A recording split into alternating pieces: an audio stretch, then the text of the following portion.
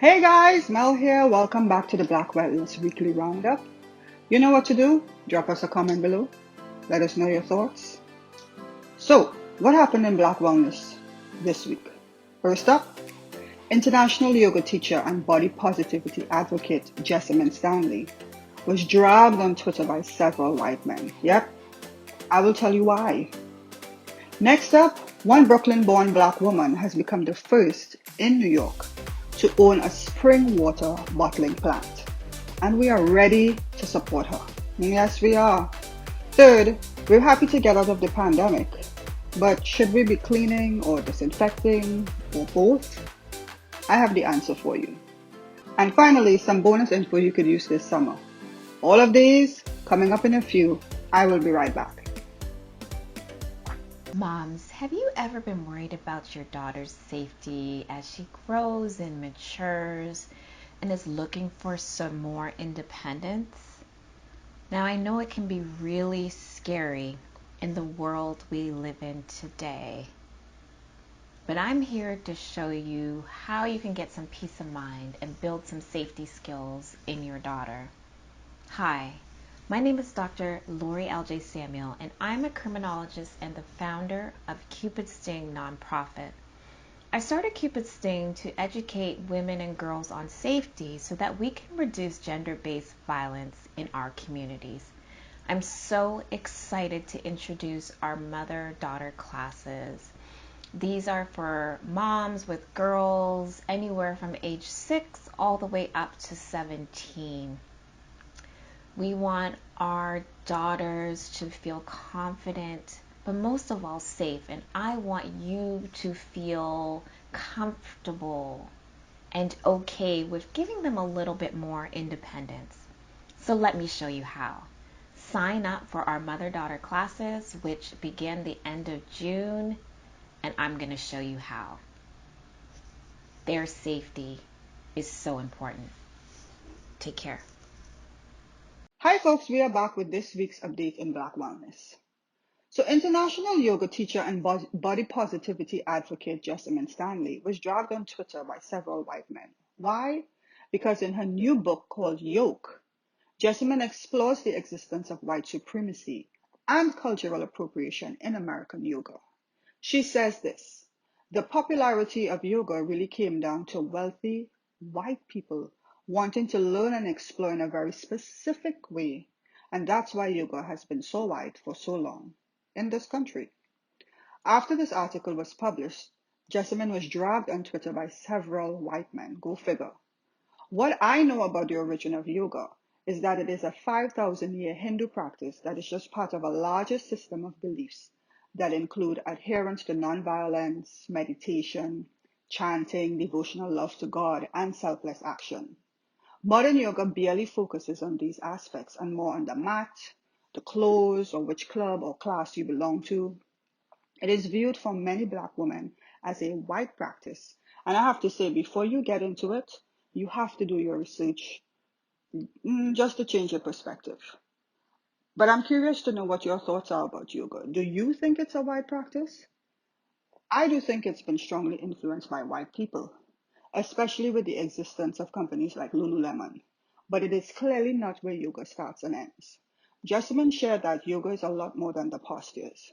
She told People magazine that the postures get to be more complicated, but not because you're practicing harder gymnastics or physical postures, but because you're practicing emotional and mental and really spiritual postures. She says yoga is not supposed to feel good. You're not going in frazzled and coming out like Buddha. What you are doing is working your spiritual and mental muscles while moving physically, and that may be challenging for your mood on any particular day. I definitely agree. Jessamine raises some valid points about the practice of yoga that I found similar to my practice of meditation. Because when I first started meditation, it was super uncomfortable. Because besides trying to quiet this incessant voice in my head, it raised some issues that I was reluctant to confront up until then. For some people, this is super scary and they run away. But if you're really serious about your own self awareness, you kind of have to face the uncomfortability of those kind of beginning moments because the result down the road is absolutely amazing. Anyway, back to yoga. I support Jessamine. In fact, I'm getting her book because just overall, we need to support our Black practitioners. So let's spread the healing and the wealth. And as an ad, we created a list of Black yoga teachers you can support over on our blog. If you're interested in adding it to your daily practice, go check it out. The link is in the description. So I'm loving this next story. Paula Mccarthy is the first Black woman in New York to own a spring water bottling plant. A nurse and single mother of three went from purchasing water in bulk from BJ's to starting a water company in upstate New York. McCarthy invested $1,600 with her twin boys and sold pallets of water during the throes of the pandemic. Her boys dubbed themselves the New York Water Boys. I love that. And became very successful in a very short time, which eventually led them landing a contract to sell water to 21 supermarkets. McCarthy saw a chance to build something meaningful with her boys and went a step further by reaching out to supermarkets and asking them if they would be interested in carrying a private label water brand. After saying yes, she located a water company in Postenkill, New York, and the rest is history. Her company is called YSS Waterworks. She is now the proud owner of 15 acres of land formerly owned by an elderly couple. The bonus, the land includes an underground aquifer that produces over 86 million gallons of premium water annually, located right here in New York too. This is amazing stuff. She went on to raise $130,000 in seed money from family and friends and has now launched the YSS Waterworks 3 million gallon challenge, where she's encouraging all of us to purchase her natural spring water with the promise of a return. Each dollar spent yields one YSS token to be used towards future purchases, all in the name of increasing access to high quality drinking water for underserved communities. This really warms my heart because who would have thought someone could launch a water company in the midst of a pandemic?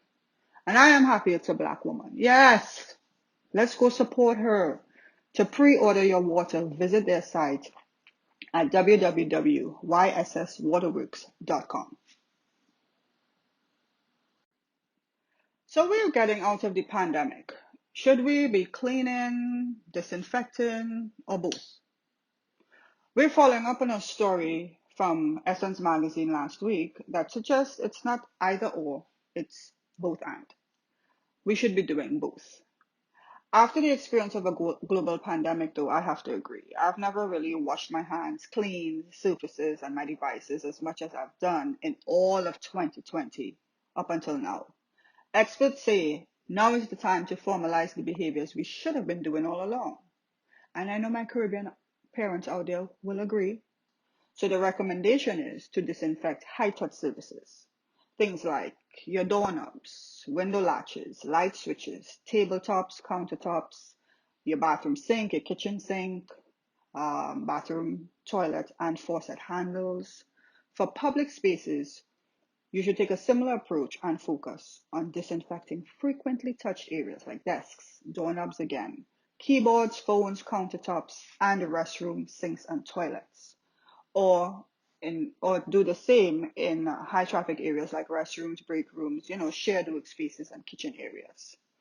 We should also continue to frequent hand washing. You know, you know what I will continue to do though? I will continue to wear my mask on New York City trains. Yep. I mean, I have to say that New York City trains have been the cleanest they've ever been during the pandemic. But going forward, I am not playing around. I am masking up on these trains. Yes, ma'am. So I have something for you. You know, I love to share tips and ways to be better at being well. So here's something for my DIYers out there. It's a homemade disinfectant that is better than any Lysol spray you can buy. Thank me later. It's a vodka disinfectant spray recipe that I use. So here's the recipe. You look for vodka with the highest proof possible, at least 60%, or at least 120 proof. Everclear is a high proof alcohol.